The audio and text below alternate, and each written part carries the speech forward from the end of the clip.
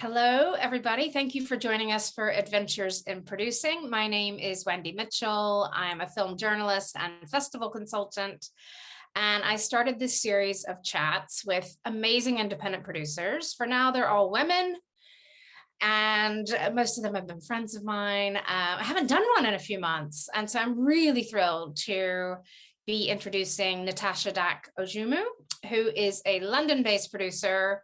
She is a co-founder of Tigerlily with her longtime partner in crime, Nikki Parrott. And really, I almost usually see them together, and it feels weird talking to them separately, but we'll do Nikki another time. So it feels like Natasha and Nikki were some of the first producers I met when I moved to the UK, and I just have always loved the work they do. It's across nonfiction, across factual for TV and current affairs, working in fiction as well. Some of their credits include Black Power Salute, She a Chinese, Remainder, Weinstein, Dying to Divorce, and the new Styrene doc, which I loved last year. And I ran into Natasha a few weeks ago at CPH Docs and heard about some of the amazing stuff she's doing. So I thought this was the right time to chat about Tigerlily and Natasha. So Natasha, thanks for joining us. You're welcome. And by us, I mean me and my cat in my shed, and whoever is listening. So can you first just tell me how you got your start in producing? Is it true, according to IMDb, you were a runner on Wings of the Dove? I just can't believe it. I love that film. Yeah, I was the runner driver actually on Wings of the Dove. And that was, I'd actually been at film school. I'd been at the Royal College of Art, and I'd done a MA in film production. And that's where I met Nikki, actually. She was a student there as well. And I graduated, and I just thought I really want to get experience of what it's like being on a huge, bells and whistle film set. So I ended up getting a job as a runner driver on Wings of the Dove, which meant I had to kind of drive, the top brass around, really. And it was really interesting doing it because no one really sort of took any notice of me, so I could just really observe what was going on. And what was interesting about that film actually was Harvey Weinstein, Miramax. He was the exec producer on that film. And I knew that he'd made a whole load of films, but I wasn't prepared for how kind of scared, petrified everyone was whenever he was around, and how you could literally see people kind of shrinking into doorways and things like that. So so that was interesting. Yeah, the corridors of power and who's getting him a Diet Coke and when. What made you, from that sort of experience, think about producing? And instead of, did you ever think about being a director or working in sales or being a TV exec, or why did you want to be a producer? Well, I'd always been into sort of organizing stuff and making things happen. So I'd worked in theatre when I was at university, did a lot of student plays there, and really enjoyed that kind of putting on a show sort of thing. And then when I left uni, I was really desperate to work in film and TV. Didn't have any connections, didn't know anyone, and so I needed to get a job. So I ended up working in commercials for a commercials producer, and sort of got the hang of that world quite quickly, and then realised that I didn't want to kind of stay working in commercials. So I managed to get a job working as a production secretary on an Alan Bleasdale drama for Channel 4. And when I was doing that, I could kind of see that there was this hierarchy, production secretary, production assistant, production manager, line producer, and then eventually, maybe in 15 years' time, someone would trust you to produce something. And I was kind of too, impatient / ambitious, maybe, to go down that road. So I ended up producing a student film, blagging my way onto doing that, not really having produced anything other than commercials and done call sheets on this Alan Bleasdale thing. And that was how I got into the Royal College of Art and ended up producing sort of other student films there.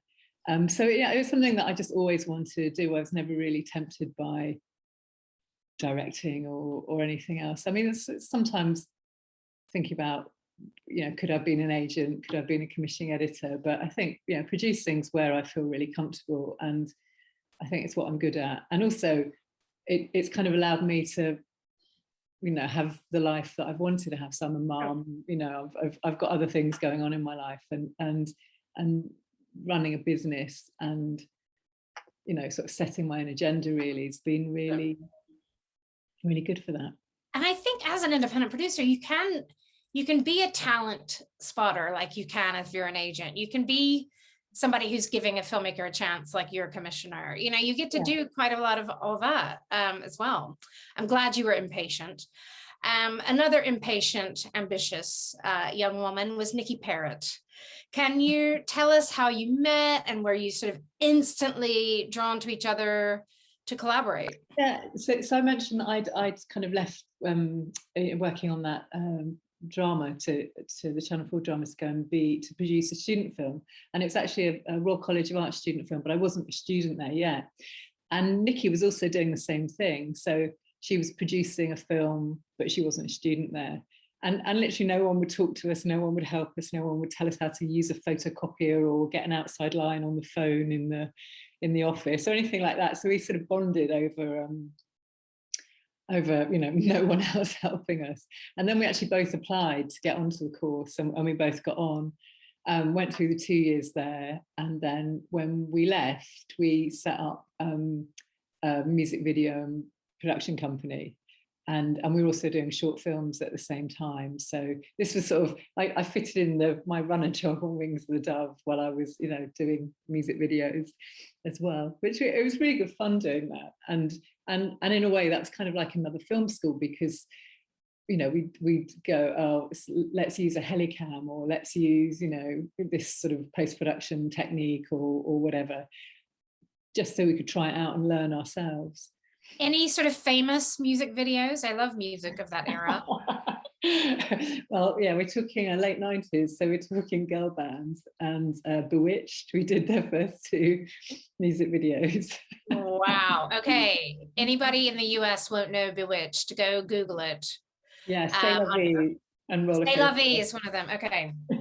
It's an earworm, so maybe don't Google it. Okay. Stay with you for weeks. And then Sinead O'Connor video, and lots of kind of singer-songwriter types. And it was great because we got to, travel, go to Spain, New Orleans, all over the place. And a lot of the directors we were working with, we were also working on short films with as well. Very cool. And girl power music era. Yeah. And so was that under the banner of Tigerlily, or did that come a little bit later, the brand? We sort of set up Tigerlily around the same time, and then really got going with well, there was a kind of shift in the world of music videos at the end of the 90s. So the chart show went, MTV stopped doing wall-to-wall music video programming, and it just felt like the budgets were getting smaller. Digital technology was coming in, whereas we've been shooting stuff on 35mm, that was all going. So it just felt like there was a bit of a change going on, and we pivoted into doing, TV, feature docs, and think we developed and produced a children's series for CBBC as well at that time, and got some commissions from Storyville to make feature docs with. So it was time to move on. Oh. So yeah, I mean, Tigerlily, I guess, officially set up around 2000. Can you I mean, could talk for hours about how it's grown since then, but can you talk a little bit about the evolution? Because I know you started off, I guess, mostly with nonfiction, and like you said, maybe a kids show, and has then grown into different kinds of nonfiction and scripted. And I mean, it's grown so much and evolved. Like, how has it grown? Well, I think you're right. It has grown. When I look back on what we've done, we've made quite a few films, and that mostly have been generated by myself and Nikki. So we've, in a lot of the instances, we've come up with the ideas and got them commissioned. But I think the thing that sort of unites them all is that they're things that we always felt really passionate about doing. You know, there are things that we were really interested in, subject matter we were really interested in exploring, or talent we were really interested in working with. So yeah, I mean, I think things like, you know, like the 2008 and the financial crash, that sort of changed how we were working as well for a while, because we'd sort of grown the company quite a lot. We had quite a few people working with us, and then, you know, it just became really, really tricky to sort of sustain that when commissioning had taken a bit of a downturn. And similarly during the pandemic as well, that kind of changed things too. But one thing that has happened recently is that Nikki moved to Glasgow, and we set up a separate company, Tigerlily 2, in Glasgow, which has been a really good move, because it's you know, there's a lot of well, there's a lot more opportunity in Scotland, and with the emphasis on kind of regions and nations commissioning from BBC and Channel 4 and so on, you know, we're really well placed because we've got an office in London and an office in Glasgow. So that's one way that we've grown. How do you think you and Nikki, you obviously are great friends as well. How do you think you sort of complement each other? And are you really good at budgets and she's really good at artwork? Or, you know, how do you, how do your skills complement each other? I think we're probably really good at everything. but I think what's good about having two people is you've always got someone else to bounce ideas off, and usually if the other, you know, I come up with an idea and go, what about this, you know, medieval thriller, and Nikki just goes, that's completely rubbish, you know, no one would go for that. So it, you know, it's sort of reality check, I think, having somebody else there. Yeah, and we've got different tastes as well, so cool. Let's talk about some of the films, you know, and maybe your taste will be explained through some of that. Yeah. I know one you're proud of is the Black Power Salute. Can you tell us sort of how that came together and why that one was special for you? Yeah, so that was a film about the two African-American athletes who competed in the 200 meters at the Mexico Olympics in 1968. And when they got to the victory stand, they put their fists in the air because they wanted to protest about how they were being treated, and how, you know, African Americans in general were being treated in the US at that time. And it just felt like a story that hadn't really been told at all. And with the Olympics coming up, it felt like a really good time to sort of revisit that, because I'm interested in sort of sport and politics, and, you know, a lot of people want to keep politics out of sport, but I don't think that's possible. So I actually got that commission by showing the commissioning editor at the time at BBC4 a photograph of Tommy Smith and John Carlos on the victory stand, and I just said, don't you want to know the story behind this picture? And he said yes, and yes, it's a commission. So it was sort of very easy commission to get, because it was sort of, you know, why hadn't anyone told that story before, really?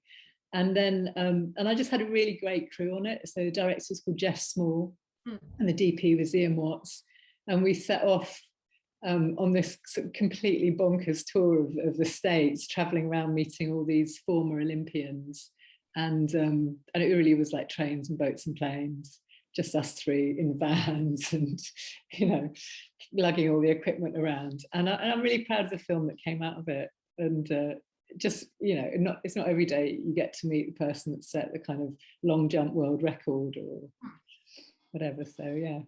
Yeah, and it feels like it's kind of ahead of its time, that film, in some ways. Yeah, well, interestingly, I read the other day that a feature film is being made about Tommy and John's story. So that's brilliant. Great. Another one that was quite ambitious logistically was She a Chinese, which is by Xiaolu Guo. I hope I'm saying her name right. You've introduced me to her many years ago. Tell us about that film and how you actually got it made. So I had some development money from Film 4 to develop a documentary that was set in China, and this is probably a whole other podcast in itself. But I'll keep it short. But that film didn't happen. But for some reason, because I'd spent time in China, I was kind of an expert on filming in China in Film Four's eyes. And they had been developing a project with Xiaolu Guo, the writer, she'd come over from Beijing and she was studying at the National Film School. And they were looking for a producer to kind of work with her on this feature that she wanted to make. And so they put us together and then gave us a small bit of money, and then we were off in China. So we went for a recce, and it was around the time that the Beijing Olympics were on. And we realized that we couldn't really film in Beijing. Well, firstly, the script would never have been approved because there was sex in the script, and the authorities wouldn't have let that go through. So we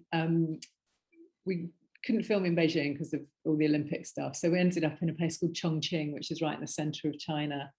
And yeah, we made a film for £500,000. And we had to, because we couldn't get the sort of authorities to approve it, we had to shoot it underground. So we ended up borrowing a permit from another shoot that was going on in Chongqing, pretending we were them some of the time.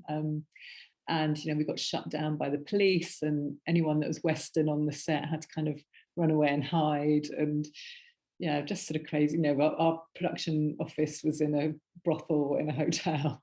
And I remember I took a box set of the Wire DVDs over with me, and a sort of light relief from all the kind of maelstrom of producing this film. I just go off and like watch an episode of The Wire to kind of completely take myself out of what was going on in China.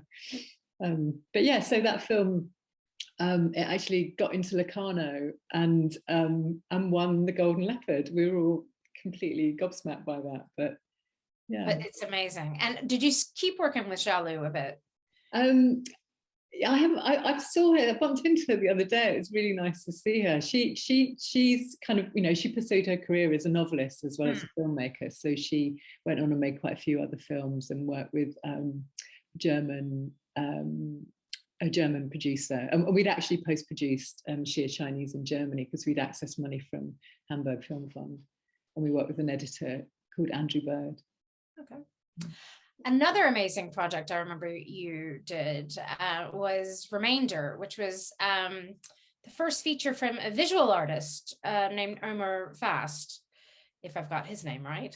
So how did that come about? And, you know, artists moving into narrative filmmaking can be quite tricky to get financed and all, and it can be amazing. But, you know, how did that one come together, and how did you meet him? Well, I mean, I didn't have any qualms about Omer directing a feature film because I'd actually worked with him on a kind of big installation piece that he made a few years before, which kind of won the German Turner Prize equivalent. And and I could just, you know, working with him on that project, which was a sort of retro, futuristic survival project, for want of a better way of describing it.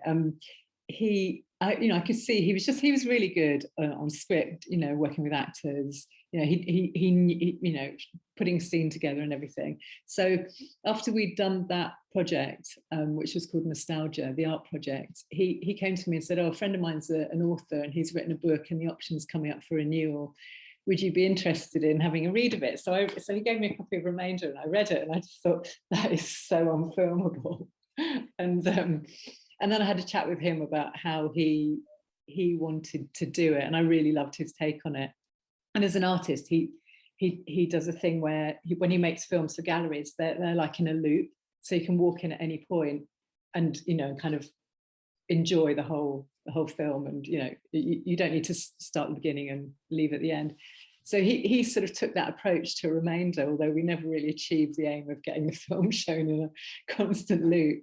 But yeah, it was really great working with him on it. And we did that as a German co-production. So we accessed finance out of Germany from Hamburg and Berlin film funds and the German tax fund and so on. So, and it was backed by... Robert, I think you've also been doing something with the Icelandic artist, Olafur Eliasson, is that right? Yeah, and you're a big Iceland fan. I'm a big in my Iceland, yes. I've never met him, but I've been to near his studio at least. to have dinner. I think that his sister, I don't know, is she a chef or something? He's a chef, yeah. So, but yeah, what have you done with him? So I did a film for Imagine, actually, the BBC Arts series, back in 2019, 2018, 2019, and you know, and it's like a standard arts, you know, there's a sort of formula for those films, but I think we made a really nice film, actually, and we filmed in Iceland and Berlin and Denmark. And like you say, I've got a new project coming up with him, so we are making a film with him in I can't really say very much about it, actually, but there's a big installation he's doing somewhere in the Middle East, and yeah, we're filming that. Interesting. I know one of your personal passions, we always talk about music when I see you, and you're a huge like David Bowie obsessive, I believe, and you know, you did the Tubular Bells film, but one I wanted to ask about also was the Polystyrene documentary. So yeah, what's going, and is that Becky Mark Lawson also? Mark Lawson's producer, so I can't claim any credit for it at all. I was just an exec producer on it, and I think they did a really brilliant job, and I think it really deserved the 2 BIFA awards that it got in December. And actually, I'm working with Celeste and Paul on other projects as well. So again, watch this space. I love it. But yeah, have you made other music-related films, or that's just more of a passion on the side for you? I mean, I've tried. I think now that BBC 4's sort of not commissioning those kind of music docs anymore, and Sky is, you know, but it's really difficult to get those projects away. I mean, yeah, I am obsessed by music, and like you say, David Bowie is one of those obsessions. And I actually did this thing quite a few years ago at the ICA, where I put on this thing called Bowie Fest. So it was over a whole weekend, and it was just David Bowie films back to back, probably about 9 or 10 of them. And then we had Bowie karaoke. We had the guy who was a drummer in the Spiders from Mars there. We had Nick Rogue presented the new, they'd restored The Man Who Fell to Earth. So he did that. And then we showed Cracked Actor, which was the Alan Yentov documentary that he made in 1974 with David Bowie. And you know, funnily enough, he was the presenter on the Imagine about Oliver Eliasson. Okay. So, what's your go-to Bowie karaoke song personally? I think Heroes is a too obvious choice, so I would say something like Always Crashing in the Same Car. See, yeah, you've already surpassed my Bowie knowledge there. Love it. Or Boys Keep Swinging. Yeah. Yeah, these are the important questions that have to be asked, Natasha. You mentioned it a little bit there, but I wanted to just, Tigerlily's been around for 22 years. And what are some of the changes you've seen in the documentary world? I mean, you just mentioned the BBC 4 strands have changed, for instance. And what have you seen change a lot in those years? Well, budgets. Smaller? I'm guessing they're smaller. Yeah. So when we started out, we made quite a few Storyville, documentaries for BBC, or part financed by BBC. So they're more sort of internationally focused feature docs. So we made quite a few for them, and also things like After the Apocalypse for Channel 4 True Stories.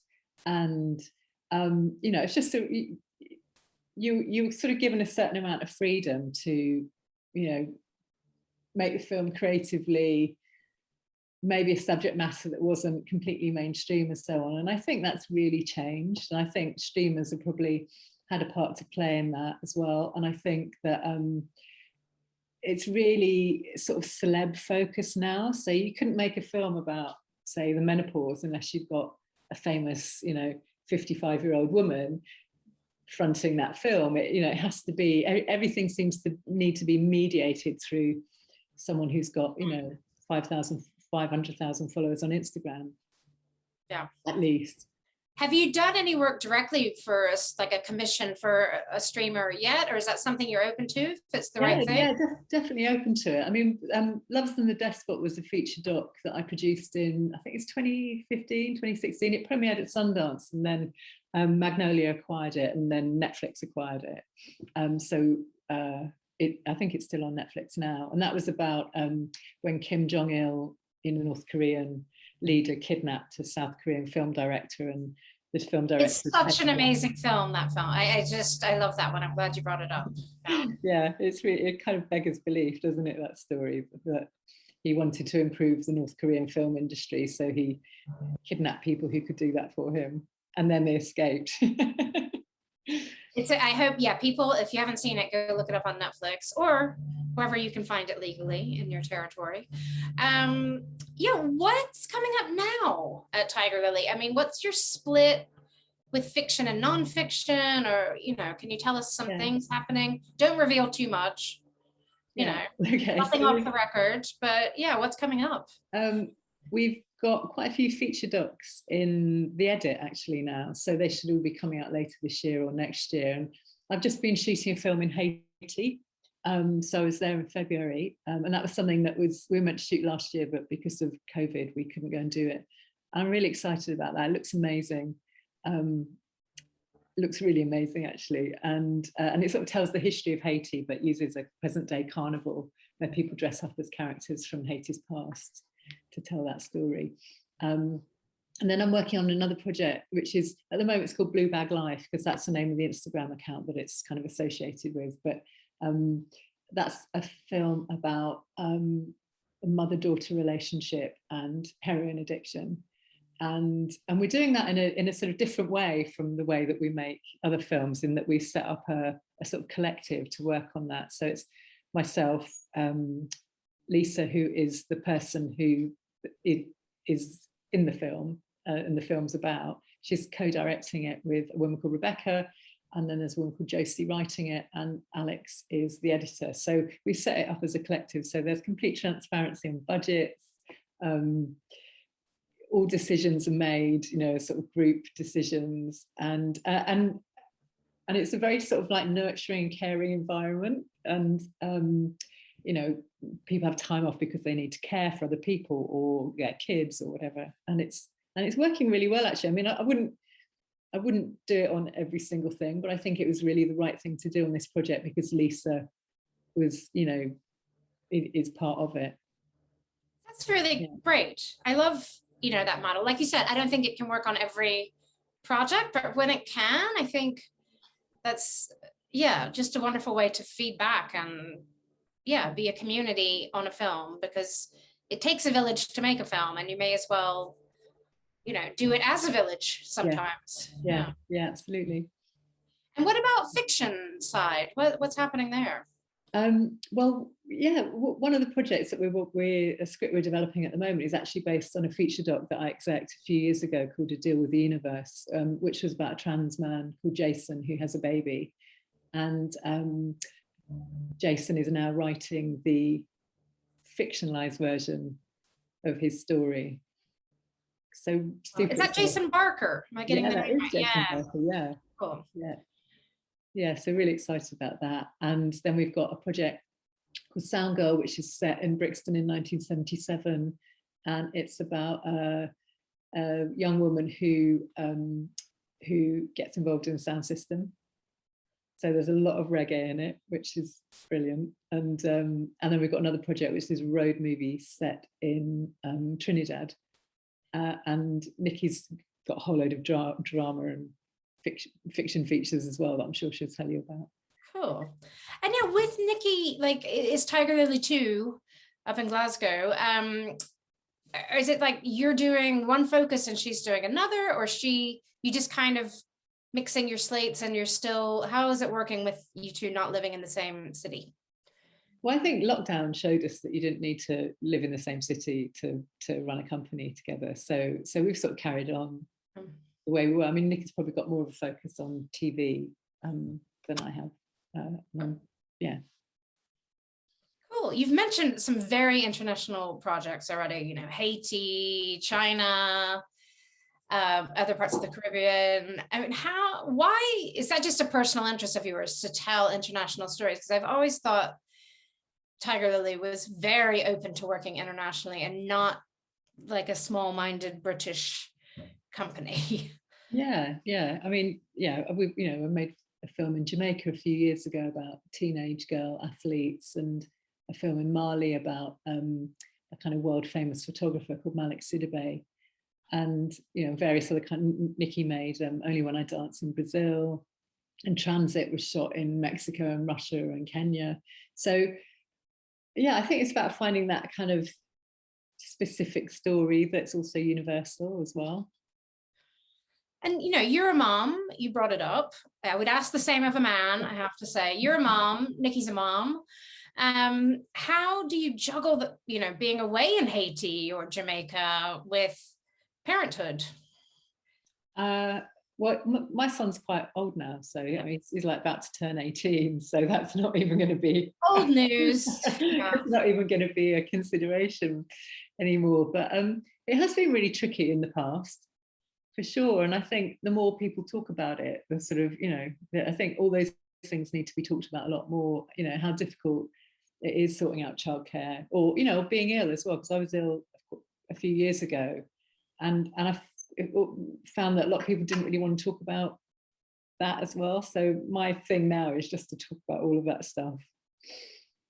Are you involved with like raising films or any of those carers organizations or anything? I've done a panel for Raising Films. Okay. What they do is absolutely brilliant, and I really love the fact that they also won a BIFA award in December for their contribution to the industry. And I think it's really interesting that all these organisations and sort of support groups are coming up now, because they certainly weren't there in the 90s or early 2000s when we were getting going. It felt like the industry was a very sort of exclusive and rarefied place to be, and people just wouldn't help each other. So I was one of the founder members of this group called Documentary Producers UK, and that basically came out of people starting to talk to each other during lockdown, feature doc producers, and we'd all get on a Zoom and kind of moan and have a little bit of group therapy, and now it's become something that I'm really proud to be associated with, because we're sort of talking about how we can change things in the industry. Does the tax credit work for feature docs? What could the BFI be doing to support feature docs more, and so on. So yeah, I think these things probably didn't exist. Obviously there was PACT, and Directors UK years ago, but I think there's there's a group called Producers Anonymous, where people will just kind of ask questions. Can anyone help me with a suggestion for a gaffer in Berlin, or how do I close the finance on this film and not go mad in the process? So there's a lot of support out there in a way that I never encountered it before. Good, some positive change. I'm also realizing we haven't talked about one specific film that's also related to another, well, we can see it as somewhat a positive step, which is, groups like Time's Up, because I want to ask you about your Weinstein documentary. Because I think that had a fairly quick turnaround. And I wanted to also ask just about your own mental health, looking at this despicable man on screen every day, and like delving back into that. I mean, how do you stop yourself sort of taking on other people's trauma when you're making a film like that? Yeah. Okay, so two questions there. So how did I get involved in it? Well, I think the story broke in like October 2017. And because of that experience I'd had on Wings of the Dove, where I could see how people were like a bit freaked out whenever Harvey Weinstein was around, I just felt like we were the people to make that film. And because we'd also started to work in current affairs, so we've been developing stuff for Panorama. We had a Dispatches in development at that time. We had a connection with the Channel 4 current affairs people, and because we'd also made feature films as well. We knew a lot of the people in that world, and I just sort of became obsessed by that story. And then after a couple of days, wrote to commissioning editor at Channel 4 and just said, we should be the people to make this, and this is why. And she was like, yeah, join the queue with the other 8 companies that are also pitching to me. And then it kind of became a race really about who we could get you know, to contribute to it. And that's kind of where the runner job on Wings of the Dove paid off, because I knew that David Parfitt obviously had worked with him. So I asked David if he was interested in taking part in it. And I think people were sort of rightly cautious about whether to, you know, to say they wanted to be in the film or not, because it was, you know, the story was still unfolding. So this was in like November 2017. And then I think we managed to sort of get enough people who were willing to have kind of at first off the record conversations with us, and then some of them to go on the record. And I felt like the story of the actors was sort of being widely reported, but what wasn't being reported was how the people who worked for him felt, and particularly the people in the London office as well. So you know, really brave, brilliant people decided that they were going to give us interviews, and I think that's what swung it with Channel 4. And we were. So did you talk? I'm trying to remember. Did you talk to Zelda Perkins? Yeah. Yeah. Amazingly brave woman, and everybody spoke out against him. You know, well done. Yeah. So in terms of the mental health thing, I did. It was horrible. It was really horrible doing it, because you know, you were sort of privy to all those all the stories that people were telling, even if they didn't make it into the final film. And I think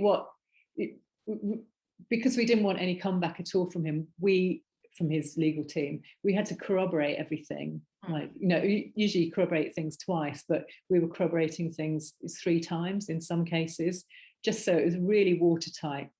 And I remember that we actually kind of dropped one of the stories that we had in it because something had sort of been vaguely misremembered. And I thought, if there's any kind of, you know, way in that it could make it fall apart, you know, we just had to take that story out. And that was, you know, because when you do those kind of current affairs films, you edit right up until the day that you deliver it, basically. So in terms of mental health, I had Google alerts on him, and it was just a real relief to turn those off when we delivered the film.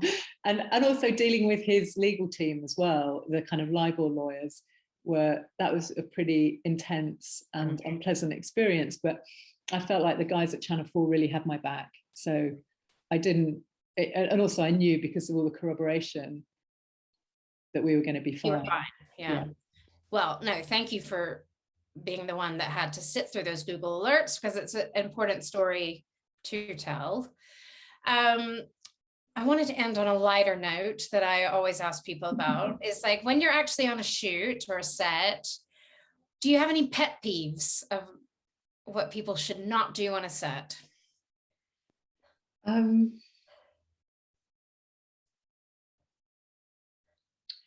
God, that's a really difficult one, actually, Wendy, because I think, you know, when you build lovely sets, and you know. Well, I think when you're sort of new to the game, you're just so excited to be there that you might not have that awareness about, you know, everyone getting on with their jobs and everything, and sort of, you know, the whole thing about being in the way and all of that is, you know, yeah, I'm talking about my own experiences here, being a bit gauche as well. So I think that comes from inexperience. So it's not, I wouldn't have a pet peeve about that, but, you know, just like be there on time. Especially if you're the driver, you got to be on time. Yeah.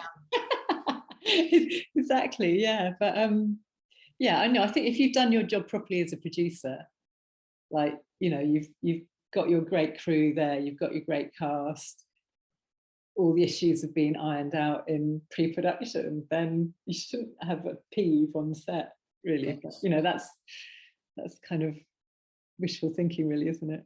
Well, no, that's the goal. And I mean, one reason I started this series of chats is just so people understand what producers do, because a lot of people don't, or they think that you're just like a wealthy person who gives somebody a bit of money. So yeah, what do you think are some of the misconceptions about what a producer actually does? Well, I think that money thing is definitely one of them that's possibly still there as well. Everyone thinks you're from a kind of moneyed background, so, you know, you're dipping into your pocket to pay for everything, which is just unfeasible, really, if you're, you know, not well off. So That's definitely one misconception. I think a lot of people don't see producers as creative, and for me, that's that's why I'm doing it, is to be creative.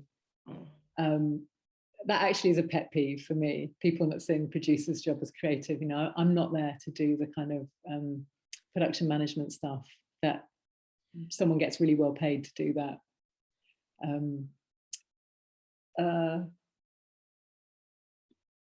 I think it's because you've got to kind of hold the whole project in your head at all times. It's a very holistic job. Yeah, definitely. And that's why it's been really nice doing Blue Bag Life as well, because that does feel like a sort of really holistic environment to be making that, absolutely the right environment to be making that film in. So I am interested in other ways of working, and that's just one of them. Yeah. Oh, it's been so fascinating hearing from the days of driving David Parfit around to look at you now. Thank you for telling us more about what Tigerlily has been about and what you're up to now. And yeah, we can't wait to see what's next and to, you know, see you at the next Bowie karaoke. Absolutely. Thanks, Natasha. Thanks, Wendy. It's really nice talking to you.